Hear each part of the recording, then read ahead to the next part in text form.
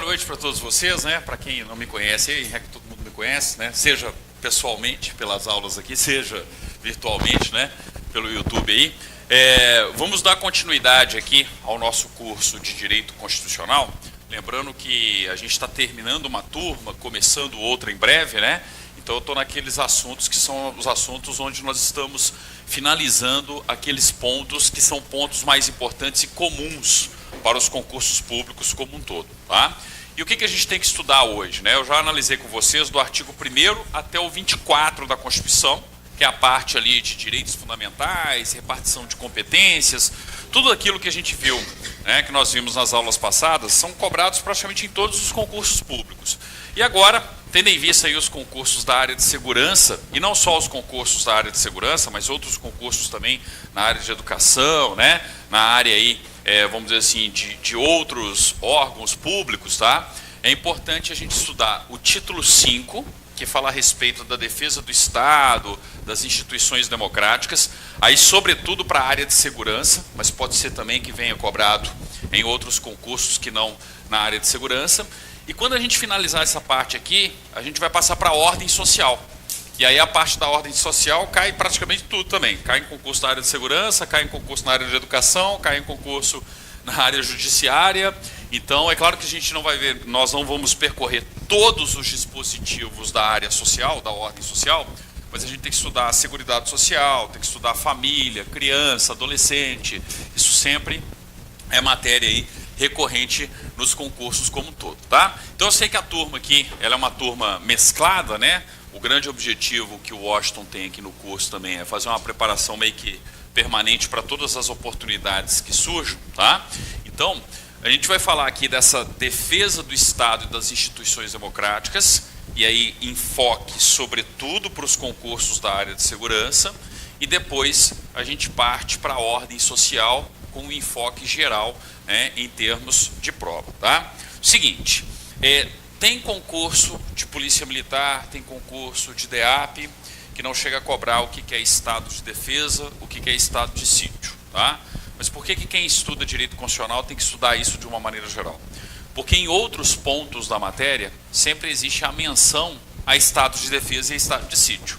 Então, mesmo que não caia no seu concurso, se você entender um, entender o outro, ele te ajuda a fazer outras questões, entendeu? Então, assim, ó, é muito comum, por exemplo, concurso da PM, mesmo quando isso aqui vem no edital, eles cobram 144. É muito rara ter uma questão do 136, do 137, ou até mesmo do 142. Só que na hora que você entende esse título como um todo, você pode fazer qualquer concurso na área de segurança que você está embasado. Entenderam? Então, assim, ó, como a gente não tem nenhum edital aí específico ainda publicado, a gente pode fazer esse tipo de embasamento. Claro que quando tiver um edital em si, a gente vai para aquele edital bem específico, tá? Mas agora não. Agora o que a gente pode fazer? Criar essa base aqui. E olha só, para a gente entender esse capítulo, tá? Por que eu gosto desse capítulo especificamente? Porque aí as pessoas começam a ter uma noção do que é a Constituição efetivamente. Porque todo mundo estuda o início da Constituição. Já viram como que aluno, de uma maneira geral, estuda, né, 1º ao 4º, 5º a 17, bem a parte ali inicial da Constituição. E as pessoas não prestam atenção nos títulos da Constituição. O título 1 da Constituição, princípios fundamentais. Artigo 1º ao 4º. É como se a Constituição estivesse falando para a gente o seguinte, ó, vamos brincar de criar um país. Vamos construir um país e uma sociedade. O que a gente precisa? Princípios fundamentais. Aí vem o título 1, falando a respeito de forma de governo, nós somos uma república, forma de organização do Estado, nós somos uma federação, qual que é o sistema de governo, se nós somos presidencialistas, se somos parlamentaristas, né? Está implícito ali também nessa parte. Fala também quais são os fundamentos, ou seja, a sociedade, o Estado brasileiro está apoiado sobre quais fundamentos. Aí vem todos os fundamentos, o Societiva Plus, né? Soberania, cidadania, dignidade da pessoa humana, valores sociais do trabalho, livre iniciativa e pluralismo político. Então percebam que ali naquela parte inicial da Constituição, nós estamos falando do básico. É como se fosse a receita básica. Vamos construir um país e uma sociedade. O que a gente precisa enquanto básico? Está ali, título 1. Tanto é que falo dos objetivos também, que são as finalidades, né, de qualquer Estado. Tá? Além disso, vem a Constituição, no artigo 5º em diante, eu tenho o título 2. E qual que é a preocupação do título 2? Direitos e garantias fundamentais. Então, ó, primeiro, a Constituição falou o básico para um país existir, para uma sociedade existir. Título 1, princípios fundamentais. Depois vem a Constituição e fala no título 2, dos direitos e garantias fundamentais. Por quê? Porque é necessário proteger o indivíduo frente ao arbítrio do Estado. Nós vivemos numa democracia. E mais do que isso, nós temos como fundamento no nosso país e na nossa sociedade o pluralismo político. Isso significa liberdade. E uma série de liberdades. Liberdade de expressão, liberdade de pensamento, liberdade religiosa, liberdade de convicção. Então percebam que a grande função do título 2 não é ficar regrando a nossa vida enquanto indivíduo, enquanto particular. A grande função do título 2, direitos e garantias fundamentais, é garantir a todos nós que estamos na República Federativa o quê? Liberdade. O grande valor do título 2 é liberdade. Liberdade de forma o quê? Individual. Tanto é que um dos princípios do artigo 5º, logo no início ali, não é o princípio da legalidade? Ninguém é obrigado a fazer ou deixar de fazer alguma coisa, senão em virtude de lei. Ou seja, aquilo que não é proibido é permitido. Então perceba que eu tenho uma grande regra de liberdade, mais que uma regra, uma garantia. É claro que ali tem deveres também. Mas se a gente listar do artigo 1º até o 17, né, que é o título inteiro, você tem muito mais direitos e garantias do que deveres. E aí quando você está nesse título, você estuda artigo 5º, que é direitos e deveres individuais e coletivos. Depois a gente vai para a parte dos direitos sociais, e aí uma preocupação sobretudo com relação aos trabalhadores, né? Então os direitos sociais, sobretudo dos trabalhadores. Depois algo básico para qualquer pessoa que viva também em qualquer país. Você tem que ter o direito a uma nacionalidade. Quais são as formas de aquisição da nacionalidade brasileira? Quem que é brasileiro nato? Quem que é brasileiro naturalizado? Não está lá no artigo 12 e 13? Ah? E como nós vivemos numa democracia, nós temos também o quê? Direitos políticos. Nós precisamos exercer a nossa cidadania, a nossa capacidade de votar e ser votado. Então, olha só, logo no título 2, qual que é a grande preocupação da Constituição? Vivemos em uma democracia e vamos assegurar liberdades para todos aqueles que vivem na República Federativa do Brasil. Então, acompanhando o raciocínio da Constituição, né? Primeiro, aquilo que é básico para criar um país e uma sociedade, princípios fundamentais. Depois, garantir o quê? As liberdades fundamentais, inclusive do ponto de vista dos direitos sociais básicos, nacionalidade e direitos políticos. Passada essa preocupação, o que a Constituição começa a fazer no título 3? Tá, como é que nós vamos organizar isso aqui? Nós já sabemos que a Federação Brasileira é a nossa forma de Estado. Então eu preciso organizar a federação. Aí vem o título 3, da organização do Estado. Aí a gente inclusive estudou. Você estuda União, Estados, municípios, né, todos os entes federativos. E fala também a respeito da administração pública. Foi o título 3. Depois vem o título 4 da Constituição, falando da organização dos poderes. E aí, quando eu falo da organização dos poderes, eu estou organizando as funções típicas de Estado. Porque lá no artigo 2º, a Constituição já tinha falado para a gente que o Estado tem funções típicas. Função legislativa, fiscalizadora, feita pelo Poder Legislativo. Função administrativa, executiva, feita pelo Executivo. Função jurisdicional, julgadora, feita por quem? Pelo Poder Judiciário. Mas com o apoio das funções essenciais à Justiça. Aí você chega nesse título 4 da Constituição, qual que é o capítulo 1? Poder Legislativo. Qual que é o capítulo 2? Poder Executivo. Qual que é o capítulo 3? Poder Judiciário. Qual que é o capítulo 4? Funções essenciais à Justiça. Então é como se a Constituição estivesse dando uma aula de construção de país para a gente. Do título 1 até o título 4. No título 1, princípios fundamentais. No título 2, preocupação com as nossas liberdades, direitos e garantias, né, fundamentais. No título 3, vivemos em uma federação, a extensão territorial brasileira é considerável, vamos organizar o Estado brasileiro. Como que vai ser a repartição de competências entre, né, os entes federativos. Tipo, na área de segurança, quem que faz o quê? Na área da educação, quem que faz o quê? Está no título 3. Aí, ok, fiz isso. Mas espera aí, existem 3 poderes. Eu preciso organizar o exercício das funções típicas desses 3 poderes. Aí vem a organização dos poderes, falando do legislativo, executivo e judiciário. Só que como o judiciário não funciona sozinho, ele é inerte, ele precisa ser provocado, surge o capítulo 4, que são as funções essenciais à justiça. O Ministério Público, a advocacia pública, a defensoria pública. Tá? Muitos dizem o seguinte, ó, tá bom, podia encerrar a Constituição no título 4. Estava ali o básico do básico já organizado. Só que no Brasil é sempre bom explicar mais um pouquinho, entendeu? Para ver se o pessoal entende, né? E para garantir determinadas coisas. Porque realmente, quando você chega ali no final do título 4, você na prática já organizou o básico do básico para um país existir. Você falou de princípios fundamentais, você garantiu as liberdades individuais, você organizou o Estado e organizou os poderes. Tá? Então, em tese, você poderia terminar uma Constituição no 135? Poderia. Só que, como eu disse, no Brasil é sempre bom explicar mais um pouquinho. E aí surge o título 5, que é um título fundamental, tendo em vista a nossa história, né, de muito mais não sermos uma nação democrática, e sim termos diversos períodos ditatoriais, né?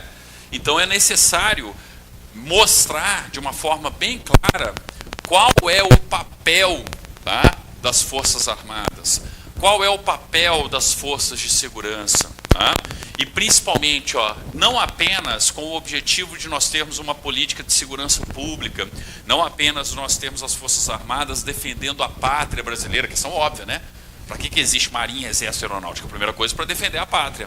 Mas mais do que isso, ó, existe também para defender o Estado e as instituições democráticas. Isso significa dizer o seguinte: se nós aqui, junto com algumas milhares de pessoas, resolvermos ir lá para Brasília e invadir ou o Congresso, ou o Palácio do Planalto, ou o Supremo Tribunal Federal, quem que vai cercar e não vai deixar?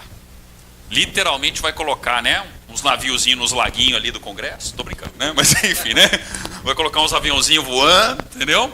E colocar umas tropinhas na frente para não deixar a população, por mais que ela esteja revoltada e por mais que ela pareça ter razão, tá? Quem que não vai deixar as instituições democráticas e os poderes constitucionais instituídos cair? Forças Armadas. Entenderam? E mesmo que seja de um poder contra o outro. Então imagina que o poder executivo vá para cima de um outro poder. Quem que vai impedir? Forças Armadas. O Supremo vá para cima, né? Entre aspas, quando eu falo vá para cima aí, né? Mas enfim, vá para cima de um outro poder. Quem que vai impedir? Forças Armadas. Então, qual que é a função das Forças Armadas, tá, na Constituição brasileira? Você tem uma clara função de ser um garantidor da democracia, um garantidor do Estado democrático de direito. Tá? E aí a gente tem que lembrar de um outro detalhe sempre importante também. Ó, tá? Quando eu chego nessa parte da Constituição aqui, ó, é muito claro que em todas as corporações militares, o primado básico de organização de qualquer corporação militar é o quê? O primado da hierarquia e da disciplina. Quem que é o chefe maior das Forças Armadas? O presidente da República. Teria como o Exército, a Aeronáutica, a Marinha, tendo em vista a Constituição de 88, dar um golpe militar no presidente da República? Não teria. Porque seria justamente o quê? Um rompimento do primado da hierarquia e da disciplina.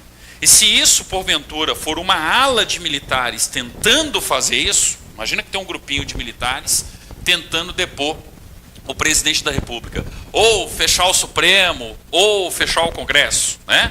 Porque quando acontece isso historicamente, são as Forças Armadas inteiras? Não, é sempre grupos, né? Você pega aí a história dos países como um todo, você sempre tem ali determinados grupos mais revoltosos do que outros, enfim, você tem um dissenso ali no âmbito das respectivas forças militares. Então imagina que um grupo tente, tá, tentar afrontar qualquer dos poderes democráticos, qualquer dos poderes constituídos.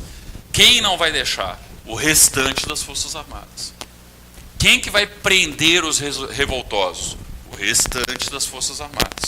Inclusive o artigo 5º tipifica isso enquanto crime. Ação de grupos armados, civis ou militares, contra a ordem constitucional e o Estado democrático. Um crime inafiançável e imprescritível.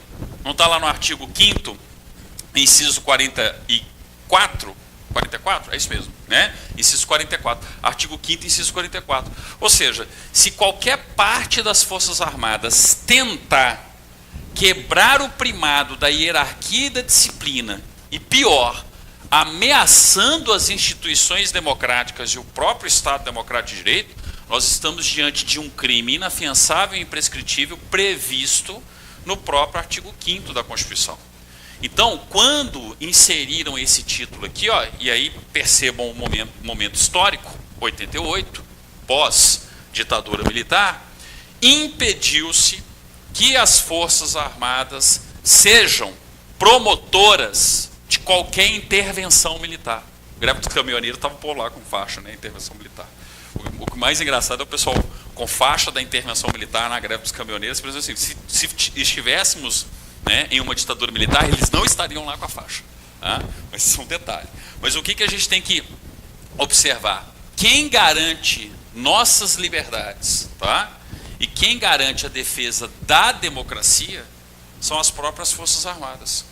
Qualquer tipo de atitude arbitrária de qualquer poder no intuito, tá, de prejudicar as instituições democráticas e o próprio Estado Democrático de Direito, as Forças Armadas, por provocação de qualquer dos poderes, podem agir. Já notaram que todo chefe de poder, ó, eu tenho o presidente do Congresso Nacional, que é o presidente do Senado. Tem o presidente da República, que é o chefe do poder executivo. E tem o presidente do Supremo Tribunal Federal, que é o chefe do poder judiciário no Brasil. Qualquer dessas autoridades pode requisitar tropas, forças militares para proteger a democracia. Entenderam? Por isso que, quando a gente fala de funções típicas e de separação de poderes, legislativo, executivo e judiciário, nós temos uma teoria também que trabalha com freios e contrapesos. O que é isso? Uma fiscalizando a outra. Se qualquer poder tomar uma atitude antidemocrática, de modo a ameaçar o Estado democrático, o que os outros poderes fazem? Acionam as Forças Armadas. O que as Forças Armadas irão fazer? Intervir, mas não para dar um golpe militar. Irão intervir para garantir a democracia e a normalidade democrática. Tá? Adivinha onde que isso aconteceu praticamente pela primeira vez na história das Constituições? Constituição de 88. Tanto é que fora o direito constitucional comparado é um dos pontos mais estudados da Constituição. Como que o Brasil conseguiu isso? Como que o Brasil conseguiu colocar qualquer tipo de corporação militar, seja Marinha, Exército, Aeronáutica, abaixo da Constituição de uma maneira muito clara? Teoricamente, eu vou falar uma bobagem aqui, tá? Porque só na teoria, no plano teórico. Teoricamente, é muito mais fácil dar um golpe militar nos Estados Unidos do que na República Federativa do Brasil. Na teoria. Tá?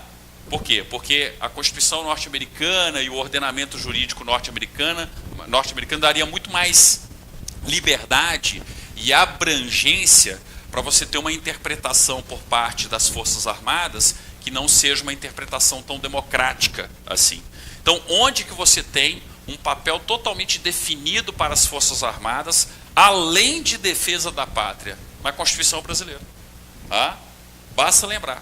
Então, ó, todas as vezes que vocês forem resolver questões aqui sobre estado de defesa, estado de sítio, ou até mesmo sobre as Forças Armadas, vocês têm que lembrar que as Forças Armadas existem para garantir a lei e a ordem, e mais do que isso, também garantir a existência da democracia, com todas as suas liberdades. E se essa é a missão constitucional, e se eu tenho corporações organizadas pelo primado da hierarquia e da disciplina, se você subverte a hierarquia e a disciplina, você tem um crime caracterizado. Ação de grupos armados, civis ou militares, contra a ordem constitucional ou democrática, ou o próprio Estado democrático. Em resumo, vai todo mundo preso, né?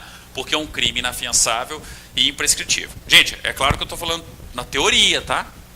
Se a gente chegar numa situação social, prática, X, Y, Z, onde resolva-se rasgar a Constituição, espero que isso não aconteça, tá?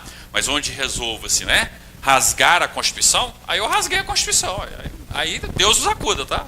Pega para capar aí, né? Tipo assim, ou você se esconde, ou você, sei lá, né? Porque você não vai ter mais garantia nenhuma.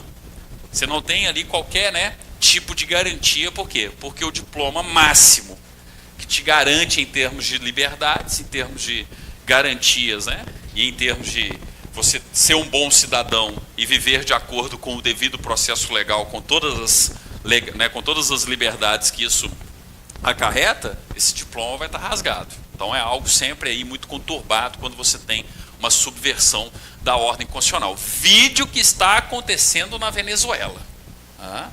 É um exemplo.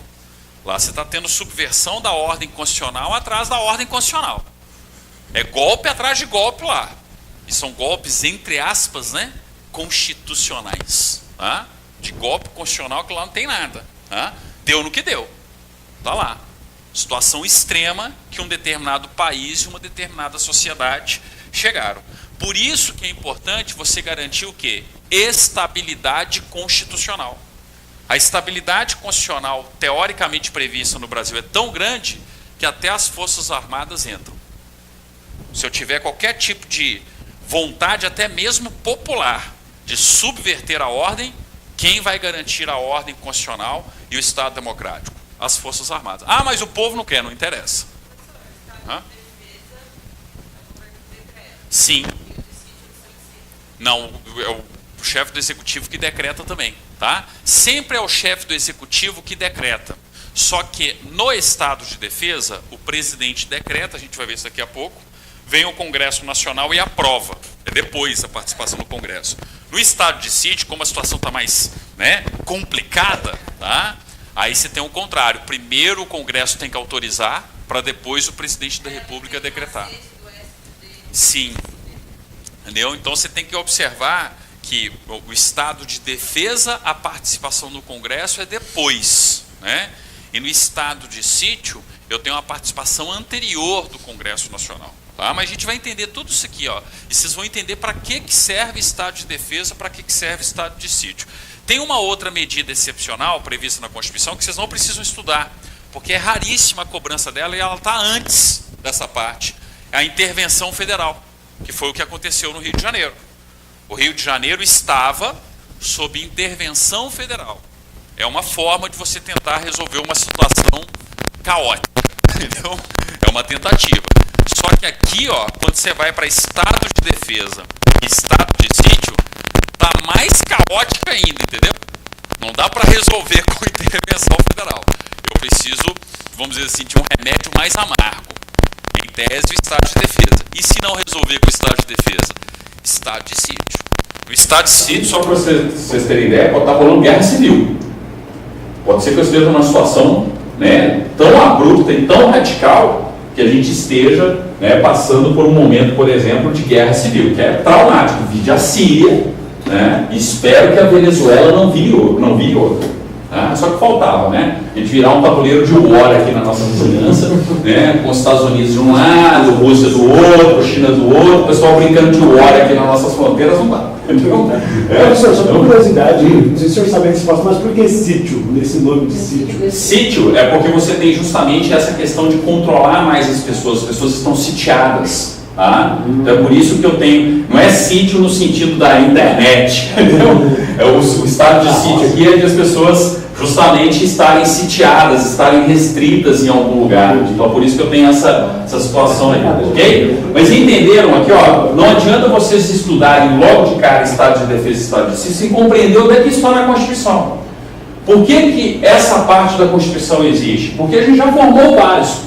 O que é o básico? Princípios fundamentais, liberdades, né? Organização do Estado e organização dos poderes. Mas peraí, pela história de golpes da República Federativa do Brasil e da América Latina como um todo, está na hora de colocar alguém garantindo essa democracia. E esse Estado Democrático de Direito vê toda essa parte do título 5, da defesa do Estado e das instituições democráticas. Então, sempre que o Estado e as instituições democráticas estiverem em risco, existem medidas excepcionais a serem tomadas. A primeira medida aqui, é o estado de defesa. Aí você tem que entender quando que eu vou ter a decretação do estado de defesa. Quando cai a questão sobre o estado de defesa, gente, é o 136, é o caput do 136. Quase aconteceu, tá? Uma vez, adivinha onde? Santa Catarina. Lembram em 2008? Das chuvas torrenciais no Vale do Itajaí, de toda aquela situação de catástrofe que a gente viveu, né? Uma parcela considerável do estado de Santa Catarina, chegou-se a cogitar a decretação de estado de defesa na área atingida pelo desastre, na área atingida pela calamidade. Foi necessário? Não foi, porque também eu tenho outras medidas que podem garantir a lei e a ordem. Basta um decreto, muitas vezes, do presidente da República, instituindo uma operação de GLO.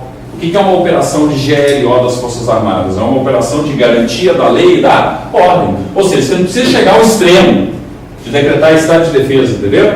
Muitas vezes a GLO resolve. Na greve dos caminhoneiros, o que aconteceu? Chegamos a ter estado de defesa? Não. Poderíamos ter evoluído para uma situação de estado de defesa? Poderíamos. Mas aí instituiu-se o quê? Uma operação de garantia da lei e da ordem, uma GLO. Então veio um decreto do presidente da República, determinando o desbloqueio das estradas e coisas do tipo. Então aqui, gente, o bicho está pegando mesmo. Para eu chegar numa situação de estado de defesa, porque todos os outros instrumentos constitucionais ou medidas possíveis falharam ou são inadequadas. E aí eu preciso, utilizar essa medida mais do que excepcional aqui. Aí vejam só, o presidente da República pode ouvir o Conselho da República e o Conselho de Defesa Nacional. Sempre vai ter essa oitiva, tá? São dois órgãos consultivos do presidente da República, o Conselho da República e o Conselho de Defesa Nacional. Detalhe, a opinião do Conselho, o presidente está obrigado a seguir? Não. É uma mera opinião, é um órgão consultivo, tá? Então, o presidente da República pode ouvir o Conselho da República e o Conselho de Defesa Nacional decretar estado de defesa para preservar ou prontamente restabelecer em locais restritos e determinados a ordem pública ou a paz social ameaçadas por grave e iminente instabilidade institucional ou atingidas por calamidades de grandes proporções da natureza. Foi o caso de Santa Catarina em 2008, cogitou-se. Nunca tinha visto uma situação como aquela, de tantas localidades isoladas, não sei o que, Ia ser um exagero, tá? Não precisava, mas cogitou-se. Não decretou. Outra situação quase aconteceu, 2013. Lembram das manifestações de 2013?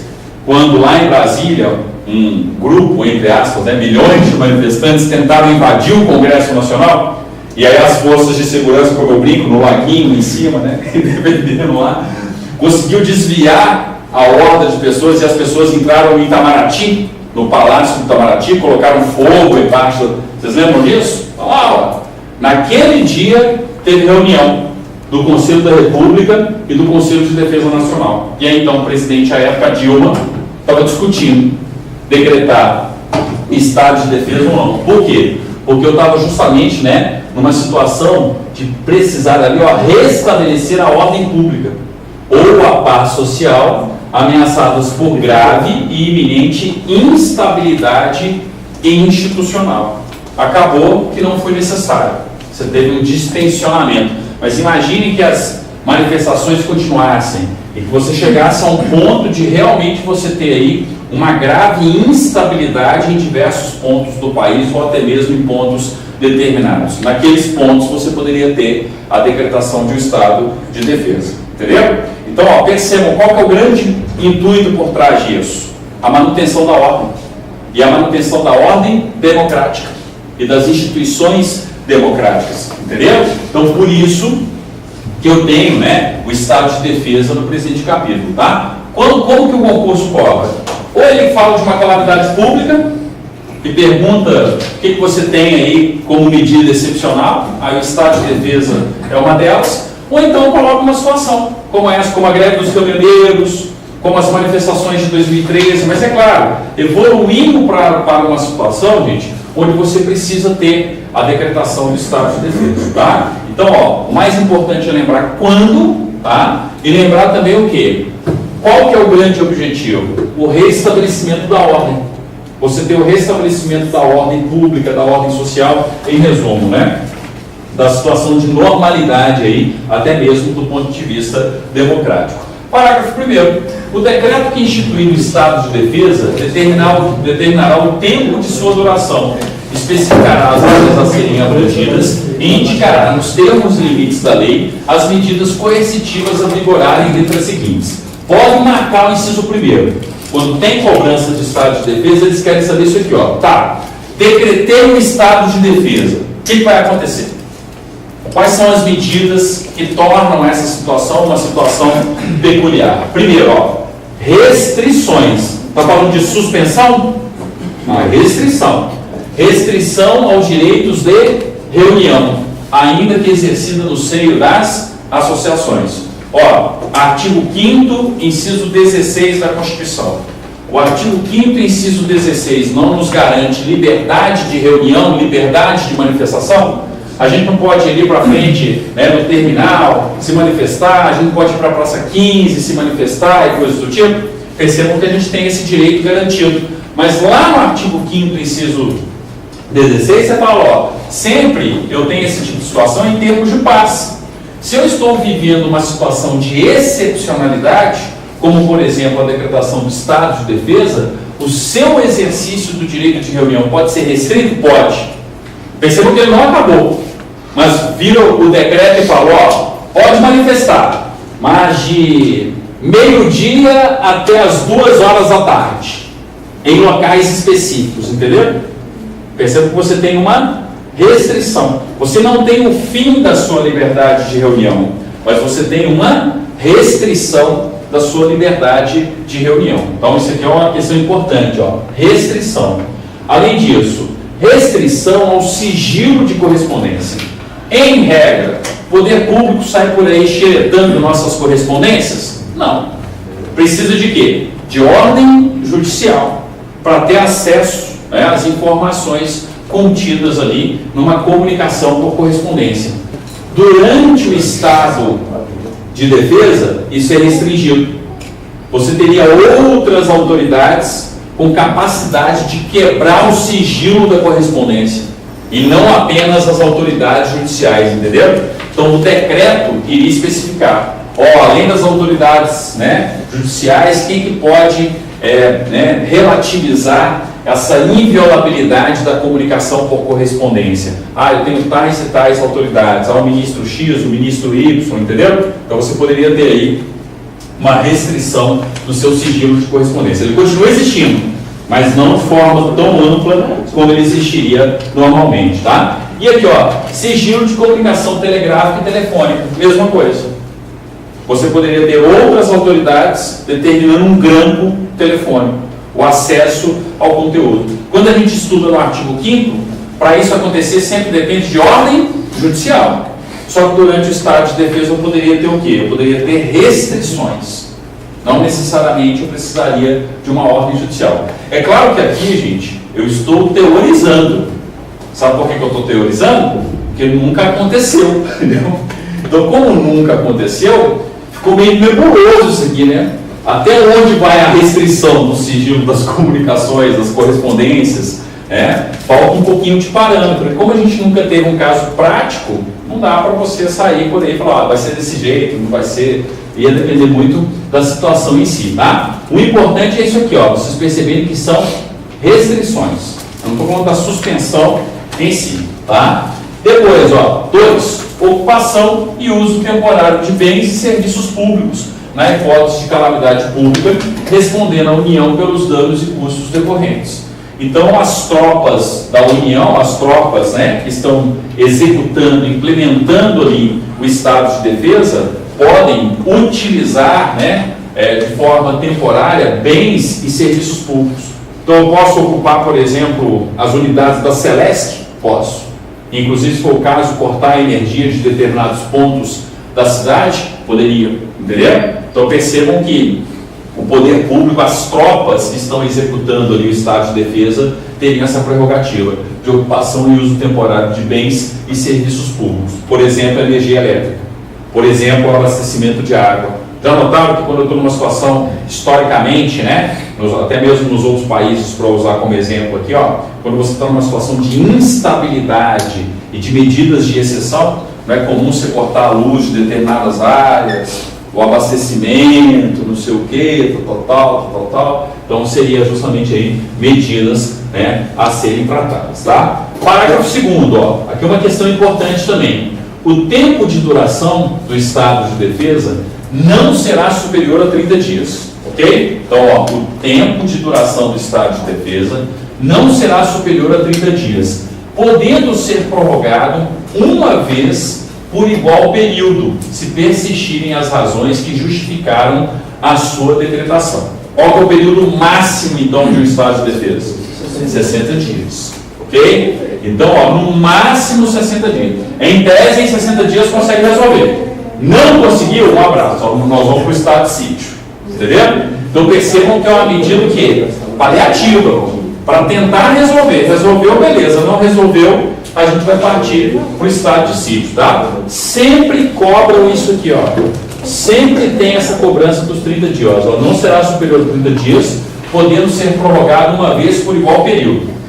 Ninguém aqui vai fazer prova do SESC por enquanto, mas um dia vai fazer.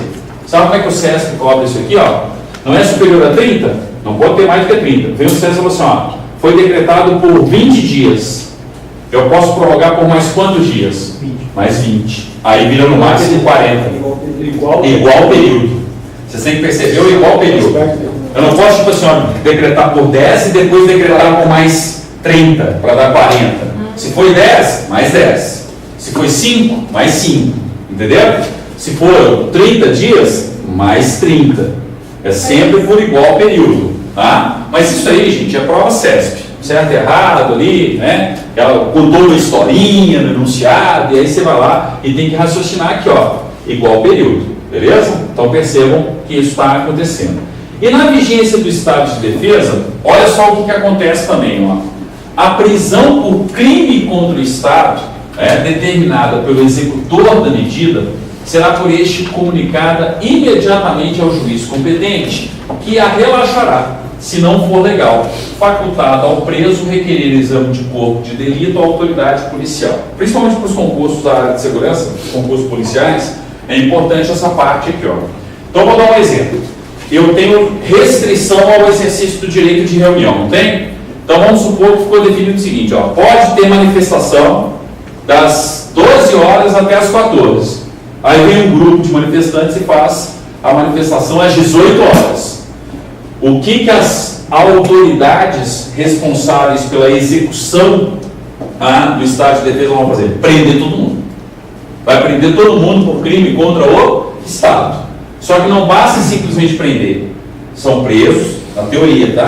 Presos, devidamente levados para um órgão, ninguém vai parar num porão, ninguém vai tomar bala de borracha, ninguém vai ser torturado, tá?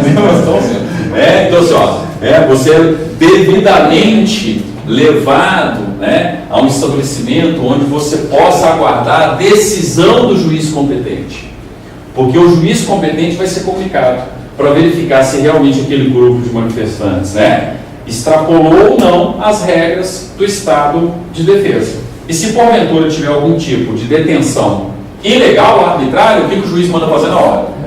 Relaxar. Aí relaxa a prisão, beleza, está todo mundo solto, tá? Mas percebam que você pode ficar uns diazinhos ou um tempo ali detido? Pode, tá? Vai depender se você realmente abusou ou não do que estava previsto no decreto que institui o estado de defesa, tá? Ok, tá? Detalhezinho, né? Ó, facultado ao preso requerer exame de corpo de delito à autoridade policial. O preso alega ter sido torturado, alega ter sido, né, agredido ali. O que ele faz? Ele pede exame de corpo de delito. Na teoria, ele é levado aí ao IML. Bom, né? Fazer ali, garantir todo o exame de corpo de delito dele. Para eventual responsabilização de quem? Da autoridade policial. Tá? 2. A comunicação será acompanhada de declaração pela autoridade do estado físico e mental do detido no momento de sua atuação. Então, junto com a prisão, com o auto de prisão, vai também o quê? A condição do detido. Às vezes era um manifestante mais exaltado, a polícia realmente teve que fazer o uso da força, e em razão disso, ele sofreu. É até uma garantia para quem? Para os próprios policiais, para os próprios executores da medida. Né? Às vezes não tinha nenhum tipo de agressão e de repente ele aparece agredido. Então percebam que o grande objetivo aqui, ó, é meio que garantir a integridade física daqueles que foram presos e até mesmo dar uma segurança jurídica para quem? Para quem está executando o estado de defesa, para quem está executando a medida. Tá? 3. A prisão ou detenção de qualquer pessoa não poderá ser superior a 10 dias, salvo quando autorizada pelo Poder Judiciário. Podem marcar. Questão de prova. Tá? Então, ó, você foi preso durante o estado de defesa. Sua prisão é de no máximo quanto tempo em regra? 10 dias. Agora, o Poder Judiciário pode aumentar? Pode, porque na prática, sabe o que o Poder Judiciário faz? Converte ou em prisão temporária ou então em prisão preventiva. E aí você pode ir para o prazo máximo da prisão temporária e também para as situações de prisão preventiva. Mas percebam, só o Poder Judiciário. Qual que é a questão? Como é que é a questão aqui? Ó? Ou eles mudam no prazo, 10 dias, ou eles falam que uma autoridade administrativa, eles trocam o Poder Judiciário, coloca assim, ó, o ministro de Estado da Defesa, ou o comandante das Forças Armadas. Pode? Não, só o Poder Judiciário. Entenderam? Então sempre cuidado e atenção aí com o inciso 3º. E inciso 4º, ó, também fruto de uma questão histórica, né? Fruto de todo o processo aí vivido durante a ditadura militar. É vedada a incomunicabilidade do preso. O preso pode ficar incomunicável? De jeito nenhum. Tá? Então, o que aconteceu, gente, na Constituição de 88 com o estado de defesa?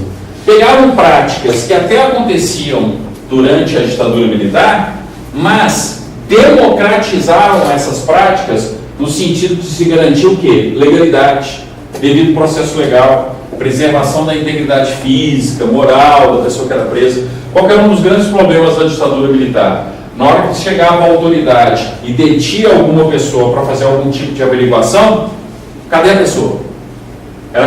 O Poder Judiciário era comunicado sobre a prisão ou detenção de qualquer pessoa? Não. A família era comunicada? Advogado era comunicado? Até a família descobriu, já tinha uns 15 dias de porão. Entendeu? E aí naqueles 15 dias de porão, naqueles 10 dias de porão, né, em tese, o que vigorava? Né? Vigorava uma situação de arbitrariedade, de totalitarismo. Né? Esse é o problema das ditaduras. Esse é o problema de um regime não democrático. No regime não democrático, você não tem liberdade.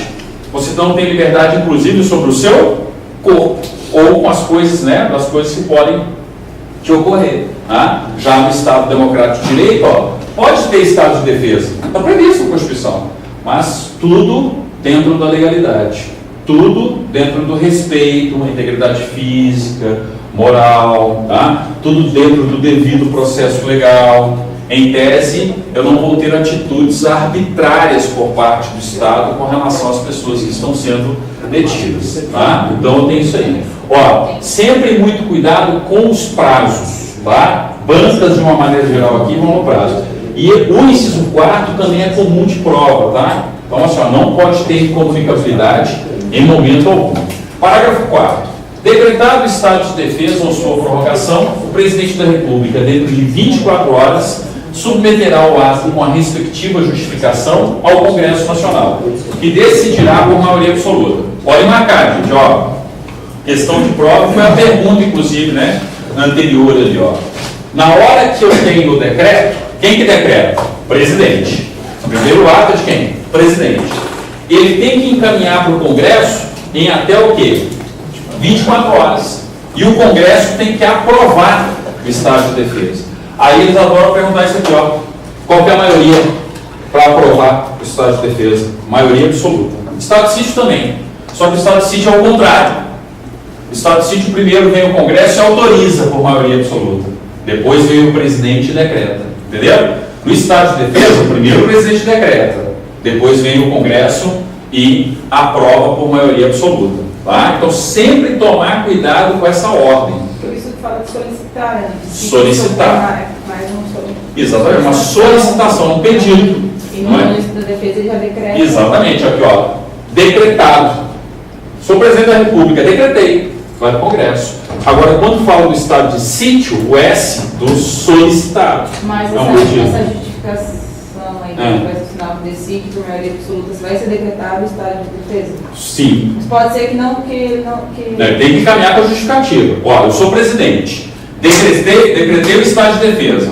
Em 24 horas eu mando para o Congresso o meu decreto, com as medidas lá previstas no decreto, tá? E além disso, a justificativa. Por que eu estou decretando? Porque o Congresso não aprovar. Pode acontecer do Congresso não aprovar? Pode. Claro. Gente, quem que representa o povo numa democracia? É o Executivo ou o Legislativo? O Legislativo. Então, se o Congresso Nacional não aprovar, um abraço, acabou o estado de defesa. Inclusive, eu posso até ter a responsabilidade do presidente da República, se ficar comprovado que ele agiu de forma temerária, de forma contrária à Constituição. Pode ficar configurado crime de responsabilidade. Ou seja, eu poderia até, em determinadas situações, chegar a uma situação de impeachment. Tá? Mas, enfim, quem manda, no fundo, tanto no estado de sítio quanto no estado de defesa, é o Congresso. Porque é o Congresso quem representa, na verdade, o povo, a população como um todo. Se nós vivemos em uma democracia, o chefe do poder executivo é o executor das medidas. Tá? Agora, quem está ali para legislar e fiscalizar, inclusive, as medidas tomadas pelo executivo? O Congresso. Por isso que eu sempre falo, uma das eleições mais importantes, ou melhor dizendo, a eleição mais importante não é a eleição para o presidente, é a eleição para o Senado e para a Câmara dos Deputados. Tá? Eu estou assustado, viu? Assustado. Sexta-feira foi difícil, sábado foi difícil, e hoje, que foi praticamente o primeiro dia de funcionamento para valer do Congresso Nacional, difícil. Nunca imaginei que a gente ia ter um Congresso de tão baixo nível, todos os sentidos. Mas foi o Renan que ganhou, né, cara? Não, tudo bem, estou discutindo essa questão se for Renan, não é Renan, não estou querendo não estou querendo dar nome aos bois. Eu queria falar da qualidade do ponto de vista intelectual do Congresso Nacional. Gente, ó, é mais do que nunca eu entendo a frase do Ulisses Guimarães. Ulisses Guimarães virou um dia, os jornalistas estavam falando assim, criticando o Congresso, ele falou assim, você acha esse Congresso ruim? Espera o próximo. E realmente, a cada legislatura que passa, o nível é pior. Tá virando um show de horrores. Antes era um show de corrupção. Agora você tem um show, um pouquinho de corrupção, mas junto com um show de horrores. Do ponto de vista de conhecimento. Do ponto de vista assim, o que eu estou fazendo ali? Tem gente ali que está mais preocupado com a rede social respectiva, entendeu? E ficar transmitindo para a rede social, porque efetivamente Vocês não estão tendo ideia. Eu converso com muita gente de fora do Brasil. É impressionante a imagem brasileira. Só para vocês terem ideia, tá? O seguro para você viajar para o Brasil aumentou. Porque o Brasil está sendo tido pelas seguradoras mundiais. Então, uma amiga minha chegando aí, ela estava. Por que o seguro não é subir? O seguro viagem, sabe o seguro viagem que o turista faz? O seguro viagem no Brasil aumentou. Porque o Brasil está sendo tido pelas seguradoras como um ambiente de instabilidade. De instabilidade e de insegurança. A seguradora também quer de tudo, para aumentar. Mas enfim, então a imagem não está boa, tá? Só isso que eu queria dizer. Mas aqui, o que a gente tem que tomar cuidado? Quem manda no processo do estado de defesa e do estado de sítio não é o presidente da República. Quem manda na prática, quem decide de fato, é sempre o Poder Legislativo. Porque no estado de defesa pode ser que o Congresso reprove, no estado de sítio pode ser que ele nem autorize. A gente vai ver daqui a pouco. Então, cuidado com o parágrafo 4, sempre importante aí. Parágrafo 5º. Se o Congresso Nacional estiver em recesso, será convocado extraordinariamente, no prazo de 5 dias. Óbvio, vamos supor que aconteceu no iníciozinho de janeiro. No início de janeiro tem funcionamento normal do Congresso Nacional? Não. Aí eu preciso ter a convocação extraordinária do Congresso Nacional. Tá? De vez em quando eles vêm nesse prazo aqui de 5 dias, mas ó, parágrafo 5º praticamente não cai. Tá? Não é muito objeto aí das bancas examinadoras, não. E olha só, parágrafo 6º e 7º, ó. O Congresso Nacional apreciará o decreto dentro de 10 dias contados de seu recebimento, devendo continuar funcionando enquanto vigorar o estado de defesa.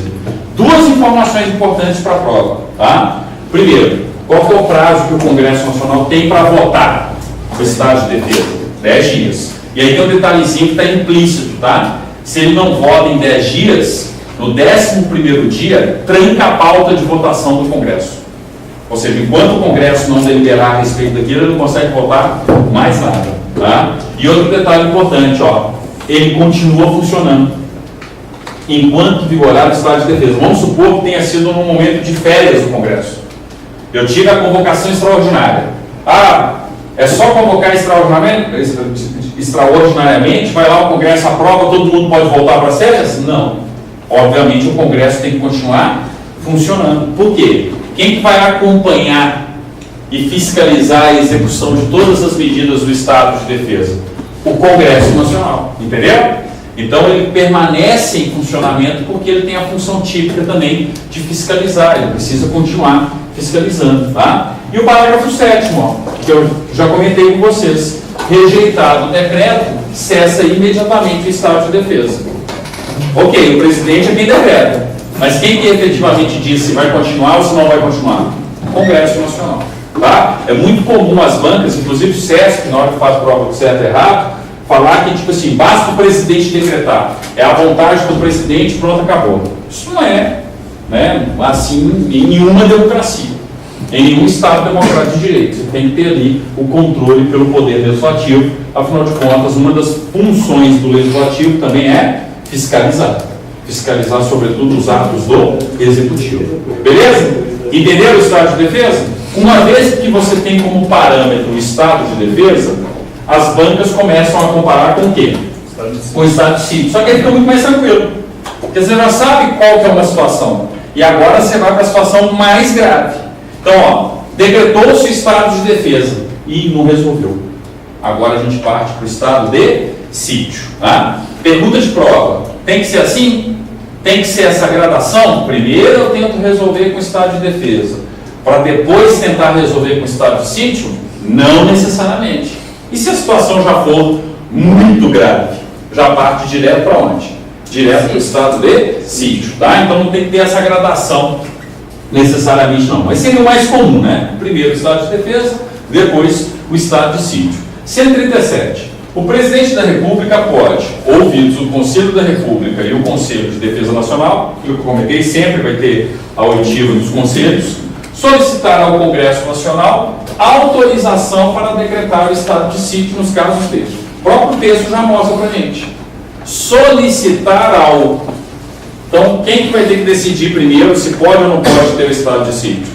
O Congresso. Tá? Então, basta lembrar disso aí. Professor, então nesse prazo de 60 dias do estado de defesa, se não tem jeito, já vai direto para o estado de sítio. Aí você tem que ser decretado ou solicitado. Você tem que ter toda a formalidade. Então, só imagina o seguinte, passaram-se 60 dias, o estado de defesa não resolveu. Aí vem o presidente, solicita ao Congresso, e aí o Congresso vai decidir. Só depois que o Congresso decidir é que o presidente da República pode decretar. Então você vai ter um intervalinho aí de alguns dias. Agora, se você já está vendo que 60 dias não vai dar, já vai solicitando lá. Mas só uma certa continuidade ali à medida. De 30 dias, isso. Prorrogar com mais 30, isso. No Congresso. E no Congresso pode ser que dure até 10 dias a votação. Sim. Então, nesses 10 dias continua o estado de... Aí tá, como nunca aconteceu na prática, tem essas dúvidas teóricas. Tá? Porque eu não tenho que ter a votação, gente, ali ó, no prazo de 10 dias, pode ser que eu fique com o estado de defesa mais do que o prazo previsto. Na prática, eu acho que seria essa a decisão do Supremo interpretando a Constituição. Só que eu não me preocupo com isso não, porque eles não vão chegar a teorizar tanto no concurso, porque isso nunca aconteceu. Tá? Então, ó, o que eu tenho que lembrar aqui? No estado de sítio, eu, enquanto presidente da República, não posso sair decretando. Eu tenho que pedir para o Congresso, vou decretar estado de sítio, beleza? Se o Congresso falar beleza, beleza. Se o Congresso não falar beleza, não vai ter estado de sítio. Tá? Então, ó, quando que eu posso? Olha só, o que é importante? Quando que eu posso decretar estado de sítio? Uma vez autorizado pelo Congresso Nacional. Comoção grave, né, de repercussão nacional ou ocorrência de fatos que comprovem a ineficácia de medida durante o estado de defesa, de tomada, né, de medida tomada durante o estado de defesa, tá? Então, ó, pode ser que eu já esteja numa situação de grave repercussão nacional, vamos supor uma iminência aí de guerra civil, está quase eclodindo uma guerra civil no Brasil, você vai tentar resolver com o estado de defesa? Parte de lote, cara, para um estado de sítio e tenta pacificar a situação ali através de um estado de sítio. Ou então, ó, tentei com o estado de defesa, mas não deu certo.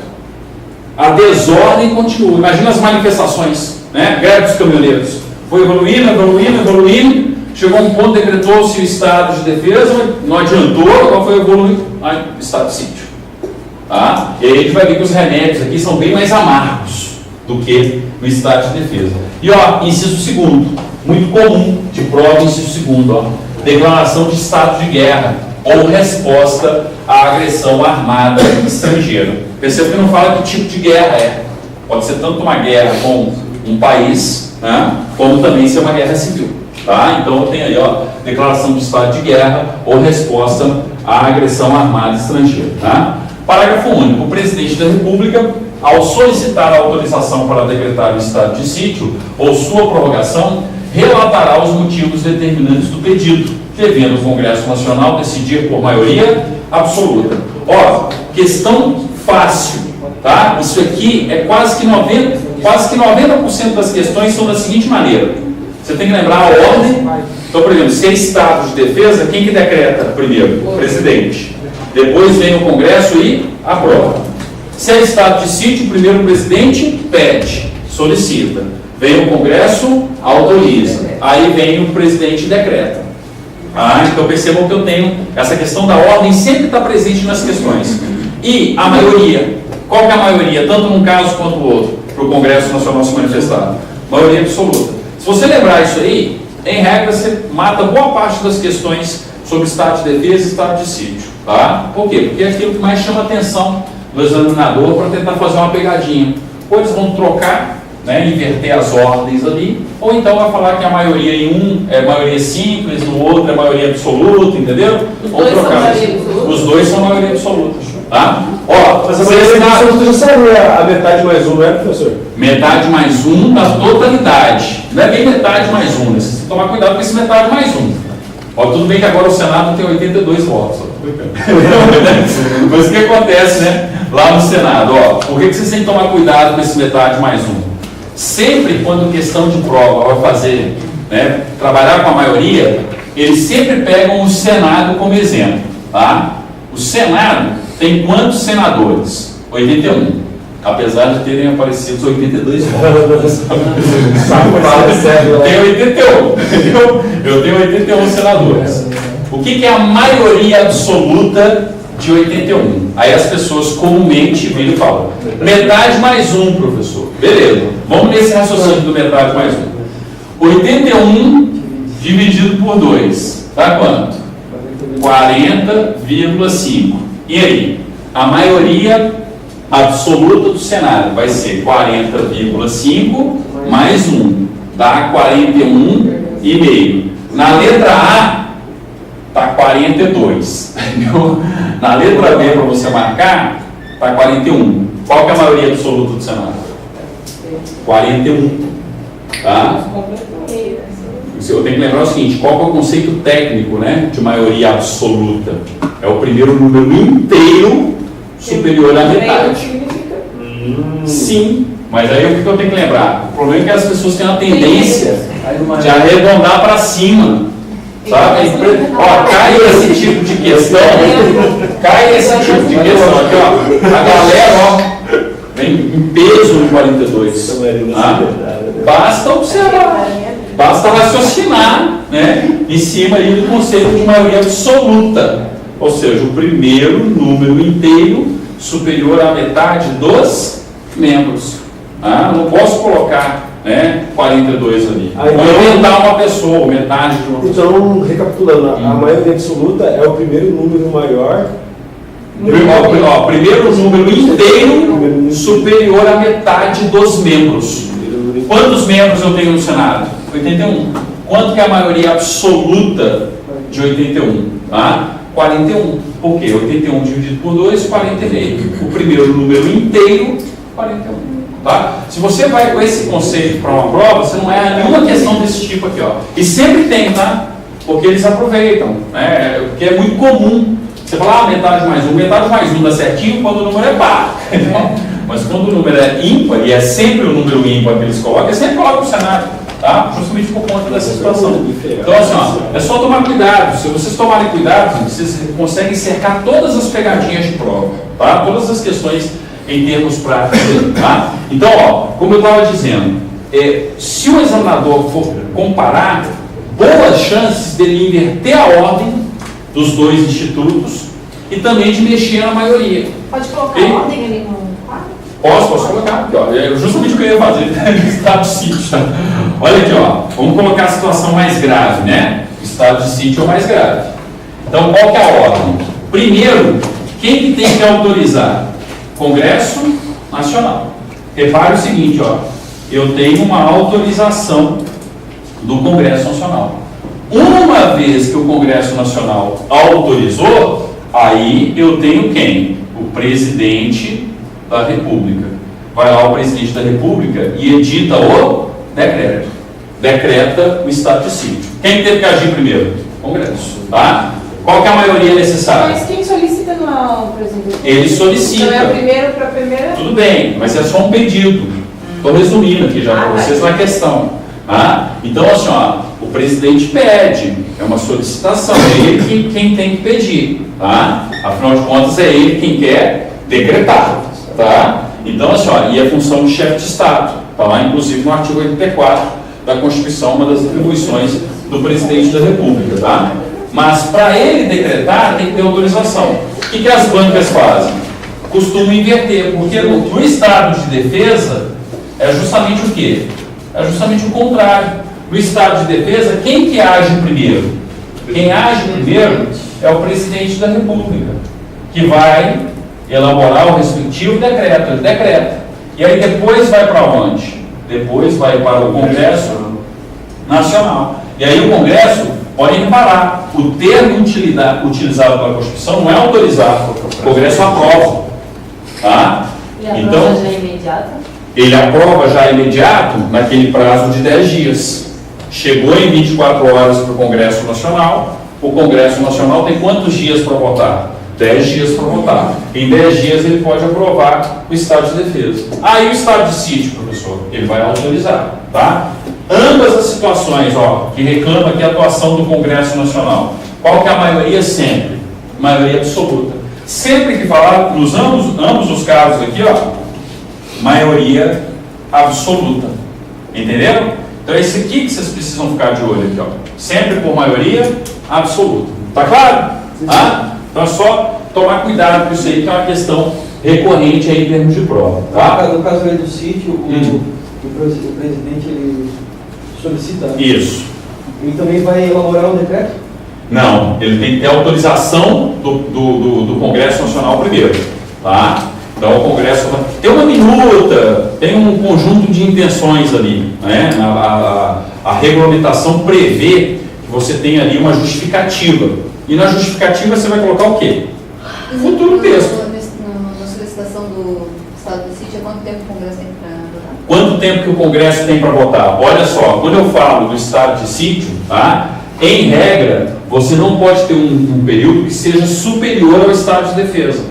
Só que a situação é mais grave, em tese tem que ser imediato, mas não poderia durar mais do que 10 dias. Porque se o estado de defesa são 10 e o estado de sítio é mais grave, você teria que ter pelo menos 10 dias ali para votar. Tá? Mas daqui a pouquinho a gente vai chegar no processo legislativo em si do estado de sítio. Tá? Antes disso, que aí eu já aproveito e comento outras coisas ali, olha só.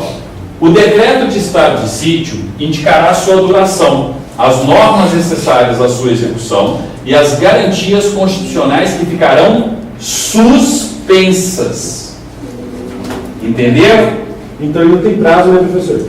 Além dele não ter prazo, são duas questões. Ele não tem prazo, é enquanto for necessário, e não é restrição.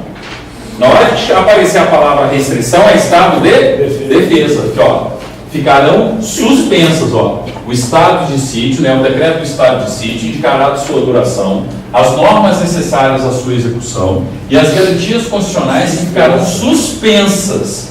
E depois de publicado, o presidente da República designará o executor das medidas específicas e as áreas abrangidas. Sempre vai ter um responsável, tipo, tá, na intervenção federal que teve no Rio, não tinha um general? Não tinha lá o Braga Neto? Sempre vai ter um executor. Ó, o executor do estado de sítio é o general fulano de tal. Ele vai comandar, tá? A questão do estado. Ah, é o ministro do Estado da Defesa. O decreto vai instituir, tá? E outra coisa também, quais são as áreas abrangidas? É igual ao estado de defesa, não precisa ser o Brasil inteiro.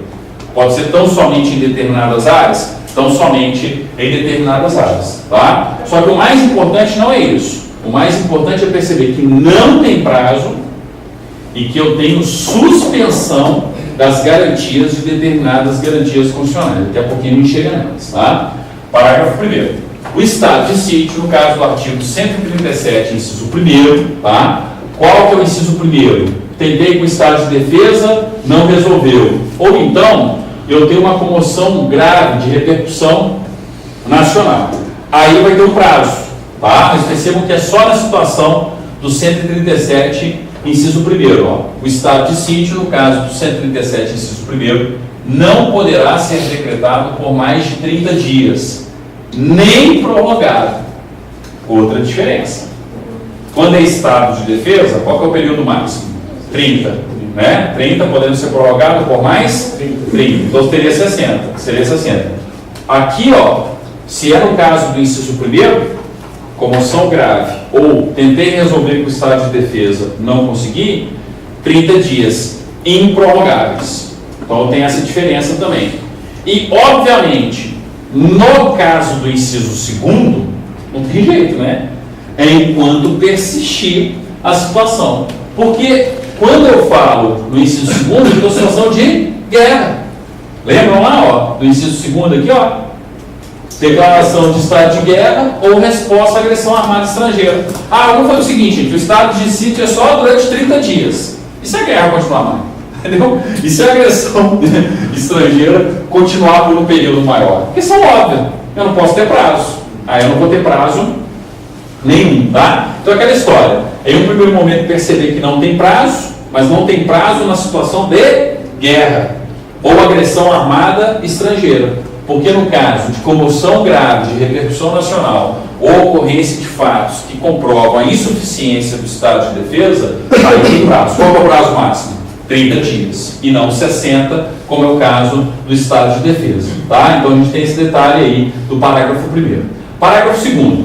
Solicitada a autorização para decretar o estado de sítio, durante o recesso parlamentar, o presidente do Senado Federal, de imediato, convocará extraordinariamente o Congresso Nacional para se reunir dentro de 5 dias, a fim de apreciar o ato. Então o que acontece? A Constituição fala de um prazo no âmbito da convocação extraordinária. O Congresso está de recesso. Ele precisa autorizar ou não o estado de sítio. Tem que convocar extraordinariamente o Congresso. Quem que vai convocar? O presidente do Congresso. No caso, o presidente, né, do Senado Federal. Ele vai lá e convoca. E aí, ó, qual que é a interpretação? Para se reunir dentro de 5 dias, a fim de apreciar o ato. Então, existe um argumento que é o seguinte: você teria 5 dias para votar o estado de sítio. Mas em qual situação? No caso da convocação extraordinária. Só que existe um argumento contrário. Tem gente que fala assim, não, esses 5 dias é simplesmente para convocar o Congresso Nacional, para dar tempo dos parlamentares chegarem, porque o parlamentar pode estar na praia do Nordeste, pode estar, sei lá, em Cancún, sei lá onde é que está. Então, existe um entendimento que esses 5 dias não são 5 dias para você concluir a votação do estado de sítio, mas que você teria justamente o quê? 5 dias para o pessoal chegar e apreciar o estado de sítio. Aí vem assim, ó, a fim de apreciar o ato. Ah, então eu teria um outro prazo. Aí surge aquela questão dos 10 dias. Tem gente que fala assim, não, então você teria 5 dias para o Congresso se reunir, todo mundo está presente, e você ter ali mais 10 dias. Só que é controverso, porque realmente o texto da Constituição dá margem à dupla interpretação. Como nunca aconteceu, não dá para você falar, é assim, é essa. O Supremo nunca interpretou também, porque nunca aconteceu, tá? Então, ó, de uma maneira geral, lembrem-se desses 5 dias, que 5 dias para a convocação extraordinária do Congresso. Se nesses 5 dias já está implícito apreciar, votar o estado de sítio, é uma interpretação. Se não, se dali vai correr também 10 dias, é outra interpretação, tá? Pouco provável a banca ir nisso aí, porque senão ela vai gerar o quê? Recurso em termos de gabarito de questão, tá? Então não preocupa muito com isso não. Eu acho que para a gente bater o martelo tinha que ter um caso concreto. Ia depender muito da situação. É uma situação, agressão de uma potência estrangeira. Pô, tem que ser rapidão, né? Já acabou, coloca na hora esse negócio assim, né? Não dá. Tem umas coisas tipo assim, né? Não faz sentido os 5 dias, entendeu? Então depende muito do caso prático em si. Tá? Parágrafo 3º. O Congresso Nacional permanecerá em funcionamento até o término das medidas coercitivas. Mesma regra. Mesma regra que vale para o estado de defesa, vale para o estado de sítio. Por quê? Porque você vai ter a fiscalização, o acompanhamento ali constante do Congresso Nacional sobre a execução das medidas. Afinal de contas, uma das funções do Legislativo é fiscalizar. Ó, na vigência do estado de sítio, tá? Decretado com fundamento no artigo 137, inciso 1º, então não é caso de guerra, tá? Não é caso de guerra, só poderão ser tomadas contra as pessoas as seguintes medidas. Porque nós vimos o seguinte, tem suspensão. Por quê? Suspensão de quê, professor? Percebam que não é em situação de guerra. É na situação de uma grave perturbação da ordem ali, e também, ó, tentei resolver com o estado de sítio, não, com o estado de sítio, não, com o estado de defesa, e não consegui. Então, olha só. Obrigação de permanência em localidade determinada. O que é isso? Espera que é o princípio de ir e vir. Né? Exatamente, mas o que é isso? Toque de recolher. Famoso toque de recolher. O toque de recolher fere qual liberdade que nós temos? Liberdade de locomoção. Lembram do artigo 5º? Tem o artigo 5º, inciso 15. O artigo 5º, inciso 15, ele nos garante, em tempo de paz, não tem lá, já estou no tamanho? Em tempo de paz, o direito de ir, vir, permanecer em um determinado local. Agora, e durante o estado de sítio? Posso ter toque de recolher. Se eu tenho toque de recolher, eu não posso sair à rua no horário que é proibido estar na rua. Entendeu? Então, ó, toque de recolher às 18 horas. Às 18 horas todo mundo tem que estar dentro de casa. Não pode ter ninguém na rua. Tá? Então, percebam que eu estou tendo o quê? Uma suspensão, né, do meu direito de ir, vir e permanecer durante a vigência do toque de recolher. Tem certos casos que você pode proibir o direito de ir e vir, como por exemplo, você é dono de uma instituição privada, tudo bem. E a pessoa entra se ela pagar ou não. Daí Tudo bem, não tem problema nenhum. No caso de academia, por exemplo, sim. Se o aluno, aqui eu trabalhei, se o aluno não pagasse mensalidade de não 3 meses, ele era proibido de entrar. Porém, veio uma advogada e disse, vocês não podem mais proibir entrar. Ele pode dever 20 vezes, ele vai poder entrar e sair daqui. Daí eu não entendi. Nada a ver, já foi na verdade. Aí o pessoal, assim, não falou para todo mundo, ó, vocês vão pagarem. Mas aí não, assim, não podia mais proibir de entrar? Claro que você pode proibir de entrar. O negócio é o seguinte, vocês têm que lembrar que curso, academia, propriedade privada é um negócio chamado asilo inviolável. Você, em regra, só entra com o consentimento do morador, entendeu? E aí o morador, no caso da academia, são os proprietários da academia ou quem gerencia mas no a caso, respectiva academia. Teve casos que algum aluno alegou alguma dificuldade no cartão do banco, assim, alguma brecha na lei, né? Ah, mas assim. E aí deu processo. Em tese, tudo bem. Se você comprovar que existe um erro por parte da academia, que a academia está lesando o direito do aluno enquanto consumidor, pode acontecer. Tá? Mas o que eu estou querendo dizer é que, tipo assim, não tem a ver com a argumentação da liberdade de locomoção. Porque se eu estou numa propriedade privada, sou eu quem determino quem entra e quem sai. Aliás, quem sai não, né? Se a pessoa entrou, ela tem que sair. É caso privado, né? Eu determino quem entra. Tá? Ok, beleza, eu tenho essa. Agora, está acontecendo um crime. Né? Pode entrar sem o consentimento do morador. Desastre, socorro. Tudo isso a gente já viu no artigo 5º, inciso 11. Tá? Então não é o caso. Então você tem que lembrar o seguinte, ó. Existe a liberdade de locomoção, é uma liberdade garantida, está lá no artigo 5º, inciso 15 da Constituição, mas mesmo nas praças, nas ruas, dependendo do momento, ele não vai ser totalmente garantido. Por quê? Porque durante a vigência do estado de sítio, o que eu posso ter? Toque de recolher. Se eu tenho toque de recolher, eu não posso estar na praça 15 às 20 horas da noite, se o toque de recolher mandava todo mundo estar em casa às 18. Entendeu? Então, o que vai acontecer se as forças que estão executando o estado de sítio me acham lá na praça 15? Eu vou ser detido e levado, né, com quartel, polícia militar, enfim, levado para algum tipo aí, né, de local onde eu vou ser detido. E aí vem o inciso 2º, ó. Olha só o inciso 2º. Detenção em edifício não destinado a acusados ou condenados por crimes comuns. Você desrespeitou o toque de recolher. Estava lá na praça 15, tá? Vão te levar para o sistema penitenciário? Não.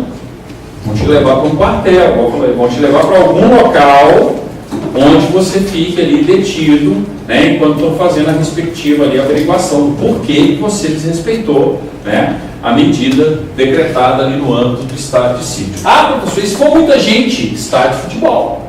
Pega um estádio de futebol, um ginásio, coloca todo mundo dentro do ginásio, coloca todo mundo dentro, né, do estádio de futebol, sei lá, entendeu? Você pode chegar numa situação onde você precisa ter um espaço maior ali, simplesmente, para fazer, né, essa detenção, ok? Então percebam que você jamais vai para o sistema penitenciário. Eu tenho uma separação total, tá?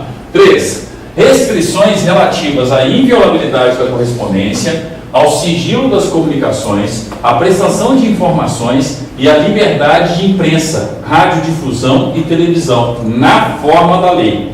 Olha só, isso aqui sempre foi questão de prova, tá? Primeiro, algo comum com o estado de defesa, porque a gente viu também, ó, no estado de defesa, tem restrição relativa à inviolabilidade da correspondência? Tem. E ao sigilo das comunicações? Também. Lembra lá? Essa parte está lá no estado de defesa também. Qual que é a novidade do estado de sítio? No âmbito das comunicações, entra também o controle da prestação de informações. Liberdade de imprensa, radiodifusão e televisão. Então vamos supor que seja uma situação onde você precisa controlar os meios de imprensa. Não divulgar determinada medida que vai ser tomada, por exemplo. Tá? Então você pode ter, né, uma restrição da liberdade de imprensa? Sim. Você pode, né, impedir que um órgão de comunicação dê uma determinada notícia? Sim. Ah, professor, mas isso é um absurdo. O meu direito de acesso à informação é absoluto, é incondicionado. É? Absoluto, incondicionado? Mas não é só a questão de tempo de paz, não. Existem informações que o Estado não está obrigado a prestar em razão da segurança da sociedade e do próprio Estado. Você tem direito de acesso à informação, mas o seu direito de acesso à informação não é absoluto, não é incondicionado. O que está prevalecendo aqui em cima da liberdade de imprensa de cada meio de comunicação e em cima também do seu direito de acesso, individualmente falando? Interesse público, interesse da sociedade. Né? Sei lá, tem um meteoro chegando, para que avisar? Né? Ninguém caiu, morreu, para que avisar? Tem um outro meteoro, começa aquela contagem regressiva de filme. Aí todo mundo começa a se desesperar. Para que isso? Deixa o meteoro chegar.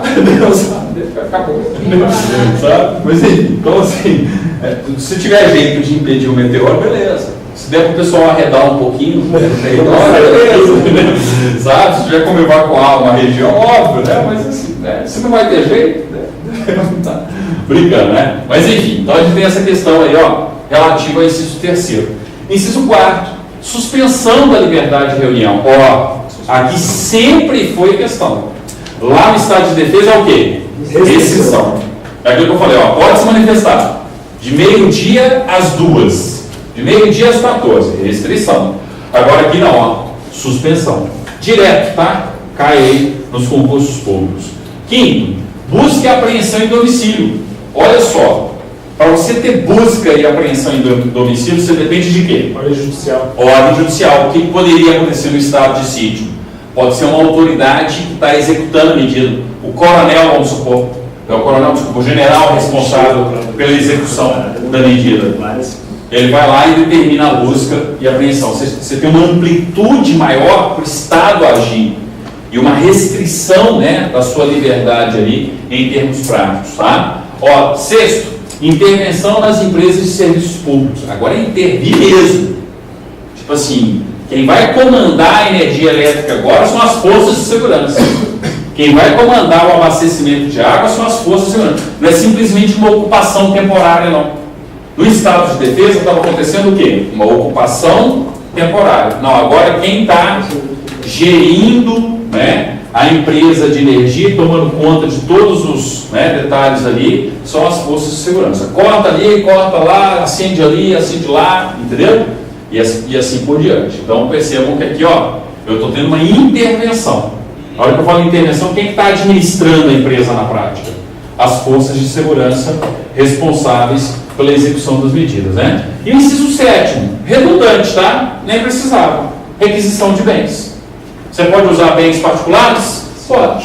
Tá? Então você tem ali a utilização dos bens necessários ali para cumprimento da respectiva medida. Ok? Então cuidado com isso aí. Né? Sempre foi uma questão de prova, esse artigo 139 do estado de sítio é um dos pontos mais cobrados, porque eles ficam comparando com o estado de defesa. Lá no estado de defesa eu tenho o quê? Restrições. Aqui eu tenho, né, suspensões e questões mais importantes do que o estado de defesa. Parágrafo único.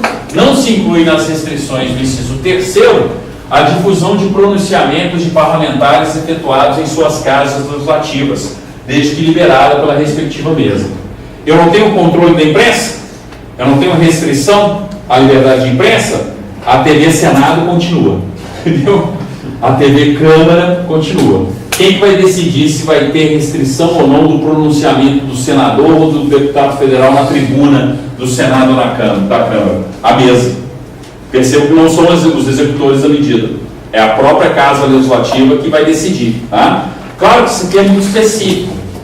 Já vi questões sobre isso? Já, mas adivinha em qual concurso? Concurso para o Senado, concurso para a Câmara.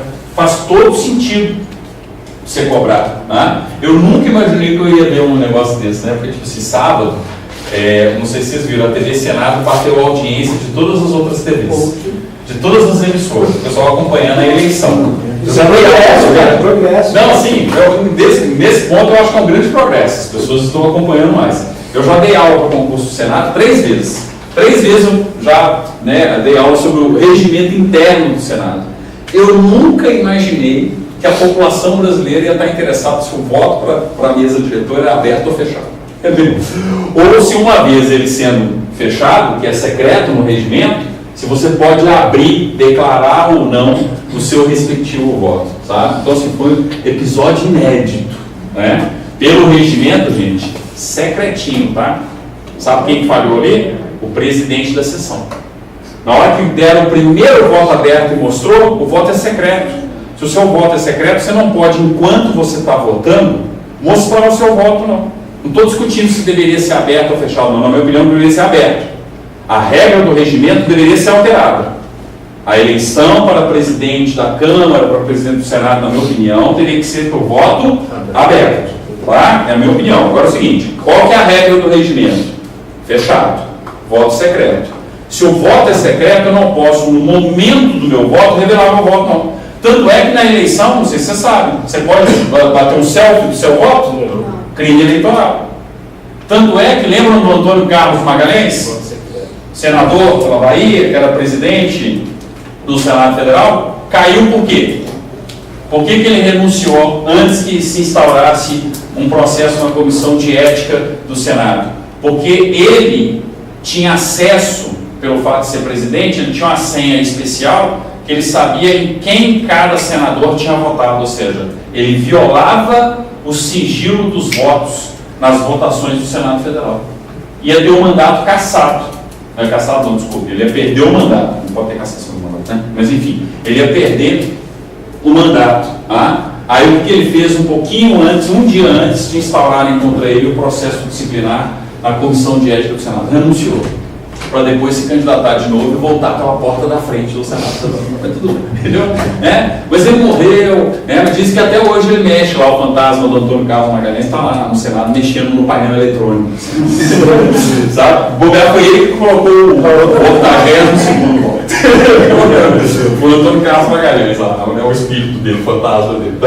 Mas enfim, então perceba o seguinte, ó, é impressionante como que, era algo inimaginável. A proporção que TV Senado e TV Câmara chegou no Brasil.